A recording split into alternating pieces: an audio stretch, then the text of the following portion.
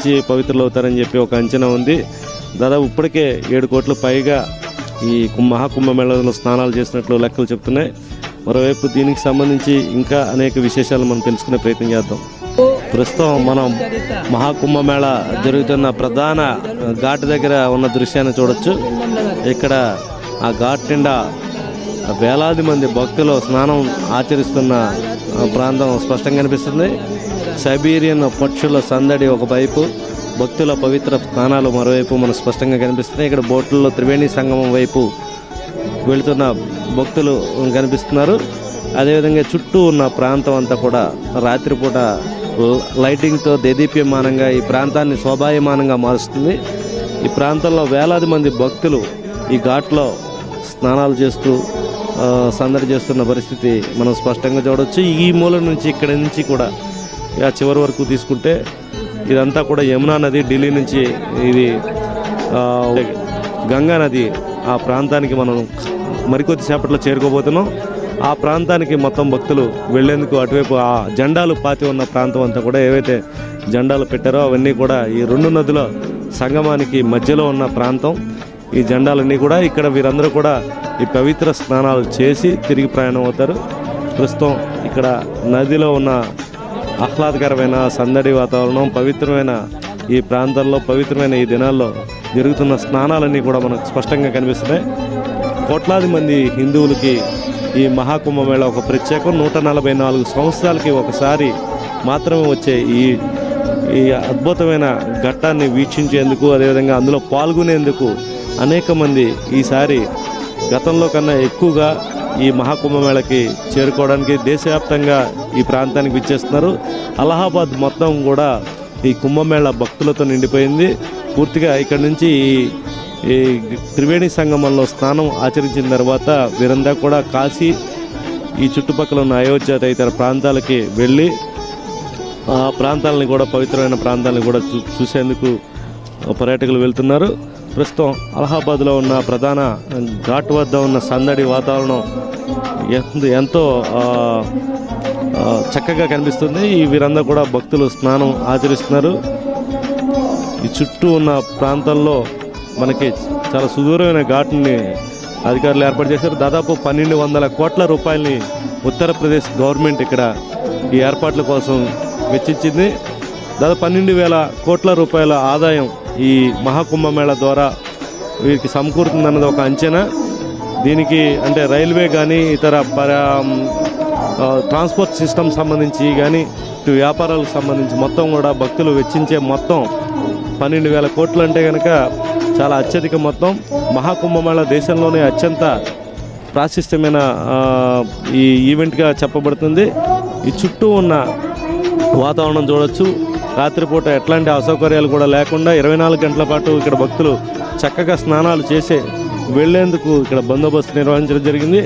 అదేవిధంగా army camp కూడా ఇక్కడ రన్ అవుతుంది. ఆర్మీ కూడా ఇక్కడ ప్రత్యేకమైన శ్రద్ధ పెట్టి ఇక్కడ చుట్టుపక్కల భక్తులకు ఎట్లాంటి అసౌకర్యాలు కలగకుండా ప్రత్యేకమైన భద్రతా ఏర్పాట్లు చేయడం జరిగింది. మరికొద్ది కాలంలోనే మనకి గోదావరి నదికి, గంగా నది తర్వాత అత్యంత ప్రాముఖ్యత కలిగిన గోదావరి నదికి పుష్కరాలు రానున్న నేపథ్యంలో ఈ ప్రాంతాల్లో జరుగుతున్న, దేశంలో వివిధ ప్రాంతాల్లో జరుగుతున్న ఇట్లాంటి పుణ్యస్నానాలకు సంబంధించి మనం ప్రత్యేక కవరేజ్ని CCC ఛానల్, UCC ఛానల్ అందించడం జరుగుతుంది.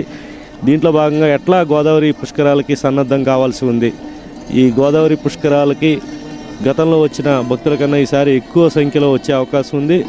గంగా నది తర్వాత ఎక్కువ ప్రాముఖ్యత కలిగిన గోదావరి నదికి వచ్చే పుష్కరాలకి అధికార యంత్రాంగం ఏ విధంగా సన్నద్ధం కావాల్సి ఉంది, అదేవిధంగా మనకి వీరంతా కూడా ఏ విధంగా ఏర్పాట్లు చేయాల్సి ఉంది, ప్రభుత్వం ఎట్లాంటి దృష్టి పెట్టాల్సింది అనే అంశాలకు సంబంధించి మనం ఈ ప్రాంతాలన్నింటినీ కూడా పర్యటించడం జరుగుతుంది. ప్రత్యేకంగా CCC బృందం, కెమెరామెన్ ప్రసాద్, రామనారాయణ, ఇతర మా సభ్యులతో కూడిన బృందం అంతా కూడా ఈ ఏర్పాట్లను పర్యవేక్షించడం జరుగుతుంది. ప్రస్తుతం త్రివేణి సంగమానికి అతి చేరువుగా మనం వచ్చాం. ఈ ప్రాంతంలో ఈ బోట్లలో వెళ్ళి దాదాపు గంట పాటు ప్రయాణం చేసిన తర్వాత త్రివేణి సంగమానికి ఇక్కడ ఉన్న దగ్గరలో ఉన్న ఘాట్ల నుంచి చేరుకోవడానికి సమయం పడుతుంది.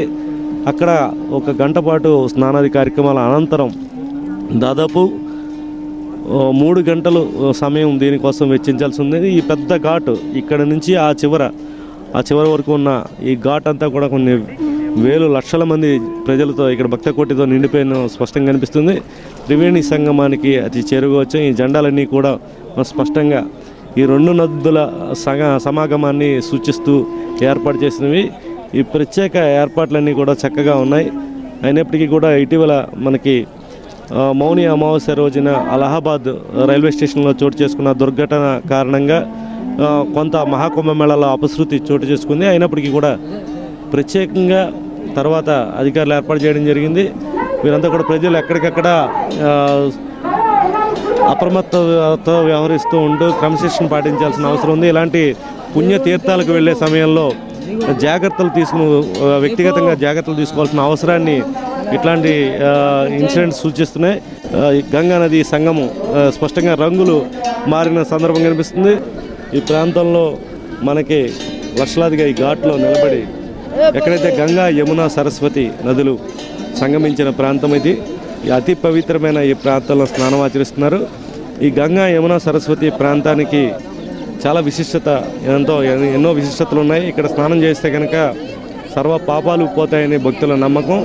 అదేవిధంగా త్రివేణి సంగమంలో ఒక వింత ఆచారాలు కూడా జరుగుతూ ఉంటాయి. ఇక్కడ భార్యాభర్తలు ఇద్దరు కూడా ఇక్కడ పూజలు చేసి గంగా యమున సరస్వతికి ప్రత్యేకమైన పూజలు చేసి కనుక వాళ్ళు స్నానం ఆచరిస్తే వాళ్ళు 7 జన్మలు భార్యాభర్తలుగానే వాళ్ళు ఉంటారన్నది కూడా ఇక్కడ ఒక విశ్వాసం కింద వస్తూ ఉంది. అనేక మంది ఈ ప్రాంతంలో త్రివేణి సంగమంలో ప్రత్యేకమైన పూజలు చేసి సతీ సమేతంగా స్నానం ఆచరిస్తే కనుక వారు 7 జన్మల బంధం కొనసాగుతుందన్నది ఒక నమ్మకం. అదేవిధంగా మహమ్మదీయులకి మక్కా ఎంత ప్రాముఖ్యత ఉందో అదేవిధంగా క్రైస్తవులకి ఒక జెరూసలేం యేసు ప్రభు పుట్టిన ప్రాంతం ఎంత ప్రాముఖ్యత ఉందో అలా విధంగా హిందువులకి కోట్లాది మంది హిందువులకి ఈ ప్రాంతం అతి పవిత్రమైన ప్రాంతం.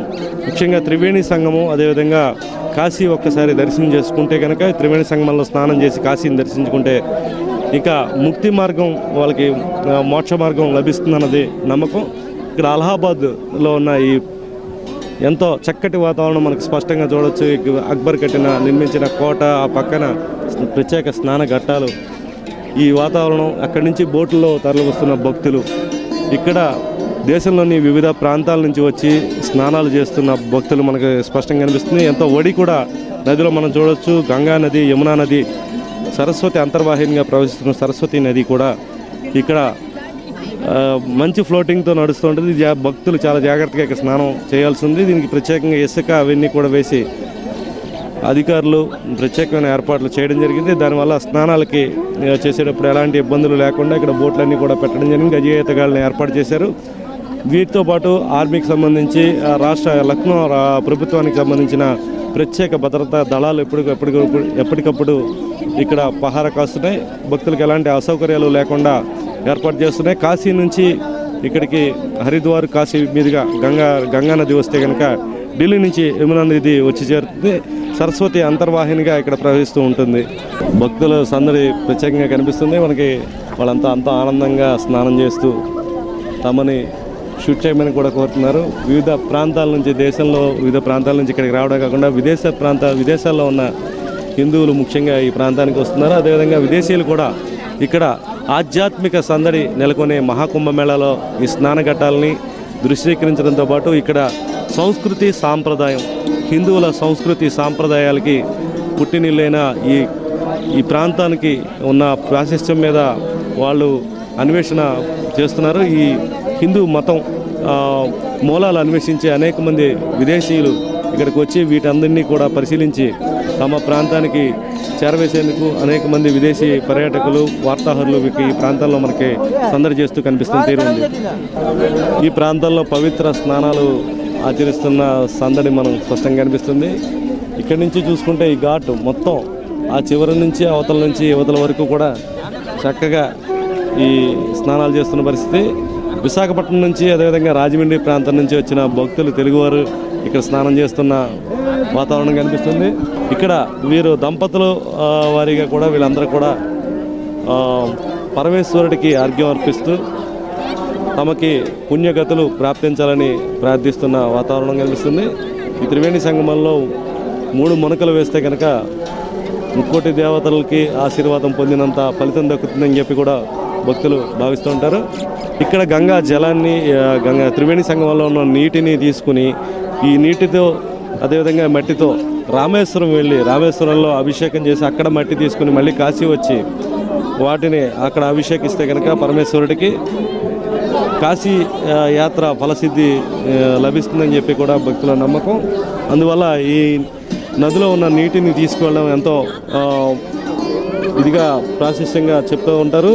ఈ నదిలో ఉన్న గంగా నదిలో ఉన్న పవిత్రమైన జలాన్ని తీసుకువెళ్లేందుకు అందరూ కూడా ప్రత్యేకమైన బాటిల్స్ కానీ ఈ డబ్బాలన్నింటినీ కూడా కొని తెచ్చుకొని ఈ నీటిని తమ తమ ప్రాంతాలకి దేశవ్యాప్తంగా వచ్చిన భక్తులు పట్టుకెళ్తున్న పరిస్థితి కనిపిస్తుంది. అక్కడ డబ్బాలు కూడా బోట్లలో ఉన్న డబ్బాలన్నీ కూడా అవే గంగా జలాన్ని పవిత్రమైన ఈ మహాకుంభమేళలో ఉన్న ఈ జలాన్ని తీసుకువెళ్లేందుకు ఈ ప్రాంతానికి వీరందరూ కూడా చేరుకొని తమ తమ స్నానపానాదులన్నీ ముగించుకొని వీరంతా కూడా కాశీ యాత్రకి బయలుదేరుతారు. ఈ జనంలో మేము చేసుకున్న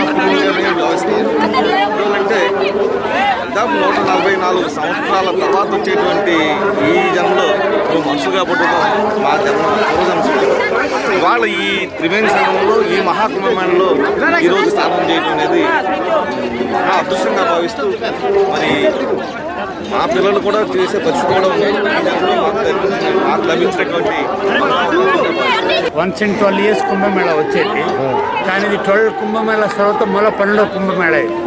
so 12 into 12 is 144 years. So this the rarest feat in the century.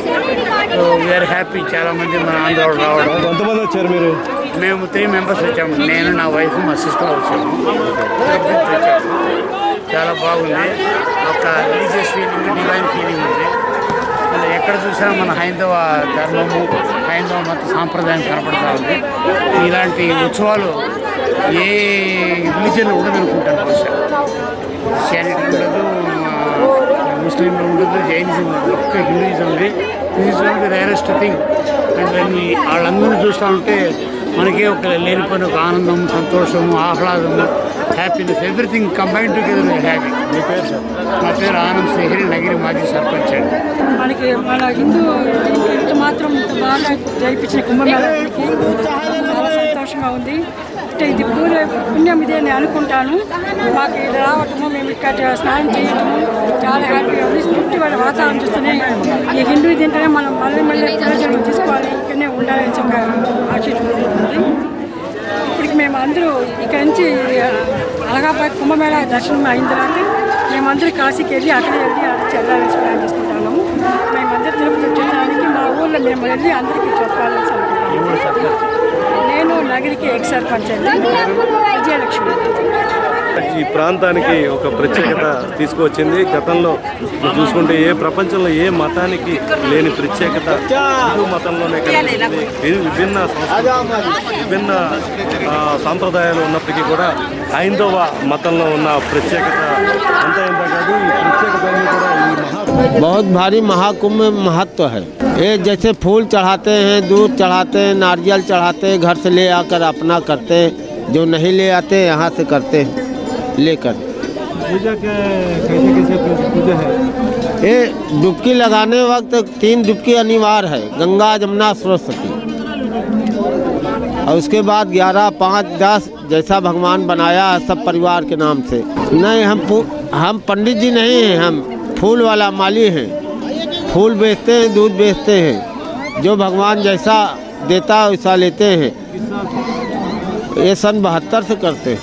ఈ త్రివేణి సంగమ ప్రాంతంలో కొంతమంది పండితులు కూడా ఉన్నారు. గంగానది పూజా విధానం ఏ విధంగా ఉంటుంది, ఈ సంస్కృతి సాంప్రదాయం ఏంటి, ఈ మహాకుంభమేళలో మీరు చేస్తున్న క్రతువులు ఎట్లా ఉన్నాయి, ఏమేం చేస్తున్నారు? हमारा नाम रविशंकर पांडे।